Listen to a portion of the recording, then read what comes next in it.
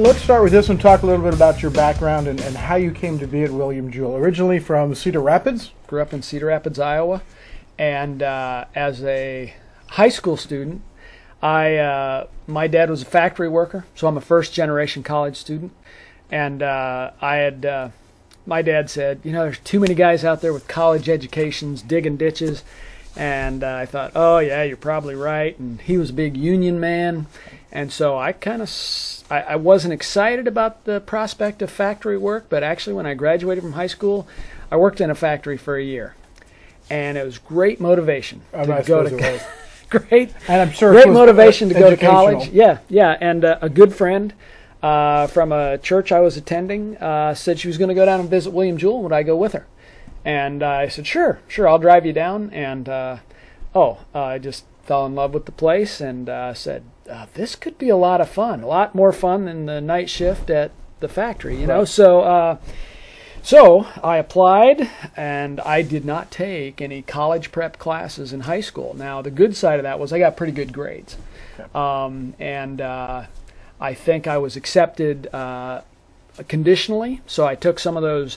Back in the day, they had classes to help you study and that kind of stuff, and I learned. I learned how to study and do well. Graduated from Jewell in '81 and went on to get a master's degree at a local seminary. And then spent most of my ministry career in Wyoming and Montana, serving in churches as an associate pastor, youth minister, and often in each of the towns I served in, there was a small community college. And so I would plug in at those community colleges, both connecting with the students that graduated that were in my youth programs, but also I just enjoy the energy on a college campus, obviously. So did that for about 20 years in Wyoming and Montana. Wow. So before I came here, Andy Pratt was a classmate of mine. We were good friends. And when he was hired as the chaplain about 2 years before I came, asked if I was ready to possibly come back to Jewell and work with him and Dr. Salee.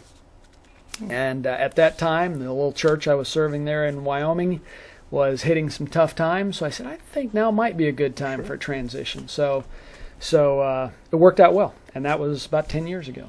I think in 2004. I think our sports fans recognize you because you're oftentimes the one that gives the invocation at games, and but your title is college chaplain, correct? Yes. What does that entail? What is your job on campus? I get to do a lot of fun things. I'm certainly a support for some of the academic projects. Among my many skills is I'm a van driver, so I don't mind taking students on trips around campus or sometimes to the airport or whatever.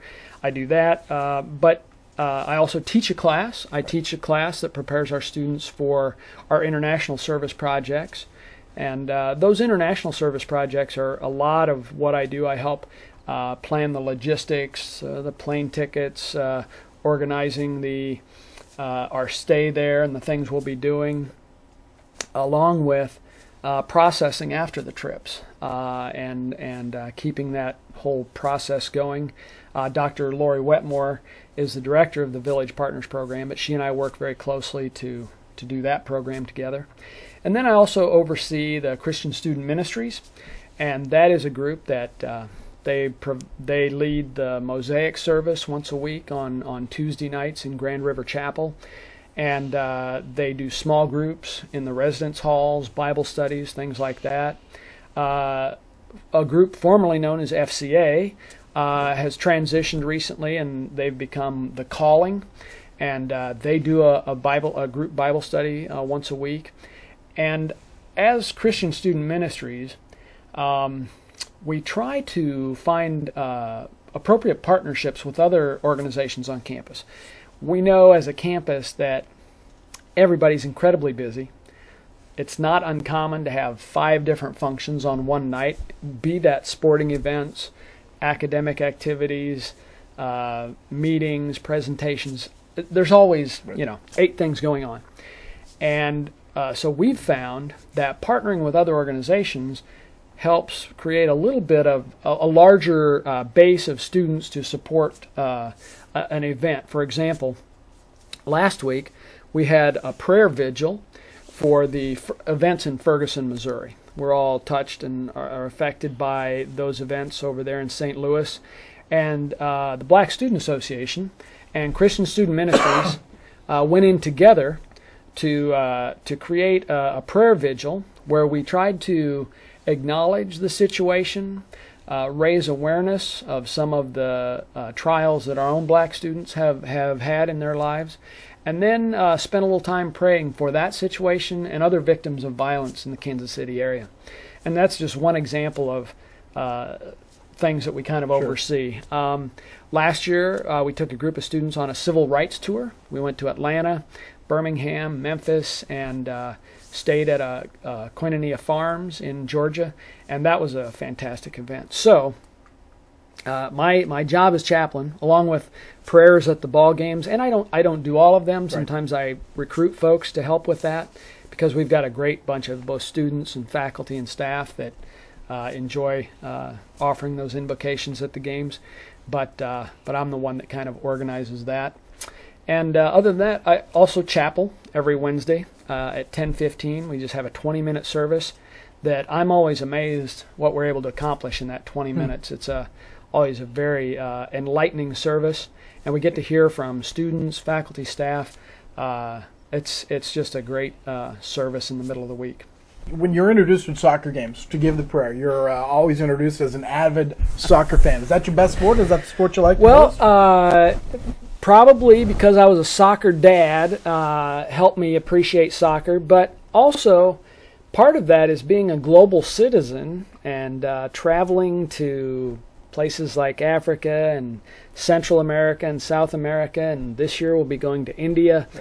I've learned to appreciate that soccer really is one of our global sports, and also, I think probably the appreciation that I've developed for especially our Jewel soccer team, of course our great coaches and players, but some of those players have gone on trips with us to some of these places. And when that happens, when I develop better relationships with the players, that also obviously endears me to the teams. Some of the guys in the past have gone to Honduras with me. This year, I've got a handful of at least 2 or 3 girls going with me on the January trip. And so that's always a lot of fun because no matter where we find ourselves in the world, Jefferson donates a few soccer balls, and we are instant hits when we pull out those Jewel soccer balls. I'll bet. So that, I don't want to say it's my favorite sport. I love what just happened with the Royals. I'm a huge Royals fan and have kind of hung with them. I was actually in seminary in '85 and got to go to one of the playoff games.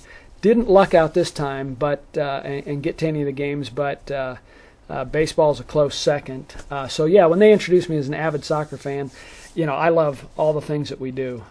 It's interesting, our sports program here, I appreciate so much how the baseball players show up at the football games and the soccer players show up at the baseball games and and volleyball games. All of our athletes support one another, and I'm offering prayers or being there for at least part of the games, sometimes all of the games. I just enjoy that interchange and the way that we support one another on our campus. Finally, Jeff, I want to talk to you a little bit about your wife, Kaylee, who's battling cancer. She was recognized the other day before the volleyball game, the Pink Out game. Can you tell us how she is doing and what her prognosis is? Sure. She identified a problem, and the doctors took that seriously, and we went right after it, and it happened.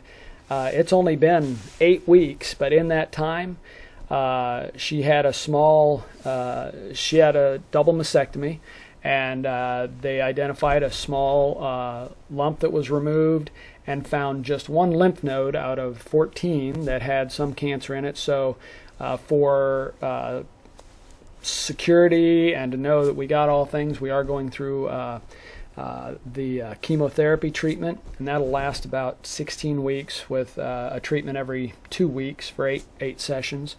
And prospects are good. They feel like they got everything.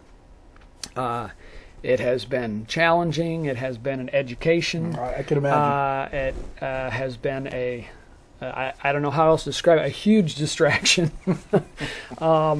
And one of those kind of reckoning times where you just kind of accept it. And I've been so proud of my wife in terms of having a positive attitude. She likes to joke and is okay joking about it. But I've also learned that she decides who gets to joke about it. Sometimes if I make a joke that's not appropriate, she'd let me know that. So anyway, but she has had a great attitude. She's back at work. She's doing well, and we'll just carry on through the process. And I have to say, the campus, she works in the admissions office, and they put together an opportunity to provide some meals and such for us. And at first I thought, oh, that's nice, but not necessary. But they did it, and my goodness, what a blessing that was. I stay busy, and I'm okay staying busy. I like to be busy, like to be doing things, but not having to cook occasionally, that's definitely not my forte. But that has been a great blessing, and I would just want to thank everyone that contributed to that process. And I think they're still doing it occasionally, maybe on these days when we're having chemotherapy. They're continuing to do that, and that has been just a fantastic blessing. Well, our thoughts and prayers with her, and I hope you'll pass those along. Absolutely. Thank you for spending time with us. Sure. Thank you.